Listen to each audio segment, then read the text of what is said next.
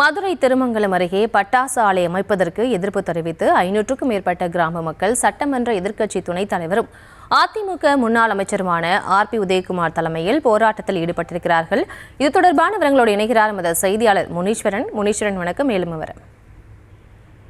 கண்டிப்பாக பிரியங்கா.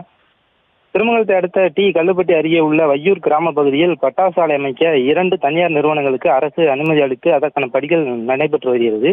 இப்பகுதியில் பட்டாசு ஆலை அமைப்பதால் வையூர், நல்லமரம், முத்துலிங்காபுரம் உள்ளிட்ட பல்வேறு கிராமங்களில் விவசாய நிலங்கள், நிலத்தடி நீர் ஆதாரம் பாதிக்கின்றன.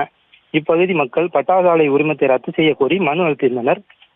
ஆனால் அதற்கு எந்த நடவடிக்கையும் எடுக்கவில்லை என கூறி பட்டாசு ஆலை உரிமத்தை ரத்து செய்ய வலியுறுத்தி வையூர் கிராமத்தில் திருமங்கலம் சட்டமன்ற உறுப்பினர் RP உதயகுமார் தலைமையில் கிராம மக்கள் போராட்டத்தில் ஈடுபட்டு வருகின்றனர்.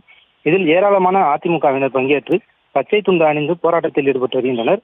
இது குறித்து செய்தியாளர்களிடத்தில் RP உதயகுமார் கூறும்போது, இந்த பட்டாசு ஆலை அமைந்தால் இப்பகுதிக்கு அருகில் உள்ள கோபிநாயக்கன்பட்டி, சுப்பலாபுரம், சிலார்பட்டி, முத்துலிங்காபுரம், மீனாட்சிபுரம், வெங்கடாச்சலபுரம் உள்ளிட்ட அனைத்து ஊர்களிலும் வேளாண் நிலங்கள் பாதிக்கப்படும், நீர்வழி தளங்கள் பாதிக்கப்படும் எனவும் 50,000 ஏக்கர் விளைநிலங்கள் பாதிக்கப்படக்கூடிய சூழ்நிலைகள் உள்ளதாகவும் அது குறித்து மாவட்ட ஆட்சியரிடம் மனு அளித்துள்ளதாகவும், இதேபோல திருமால் கிராமத்தில் நடைபெற்று வருகிற அந்த போராட்டத்திற்கு தீர்வு காண வேண்டும், மணல் கொள்ளை தடுக்க வேண்டும், விவசாயிகளுக்கு வைத்த கோரிக்கைகளுக்கு அரசு செவிசாய்க்க வேண்டும் என்று சட்டமன்ற உறுப்பினர் என்ற அடிப்படையில் முதலமைச்சர் கவனத்திற்கு கொண்டு வருவதற்காக அறவழி போராட்டம் நடத்தி வருவதாகவும், துணை முதலமைச்சர் அவர்கள் கடந்த வாரம் வந்தார்கள், அவர்கள் கவனத்திற்கு கொண்டு வந்து எந்த ஒரு தீர்வும் கிடைக்கவில்லை எனவும் விவசாயிகள் வேதனை தெரிவித்துள்ளார்கள்.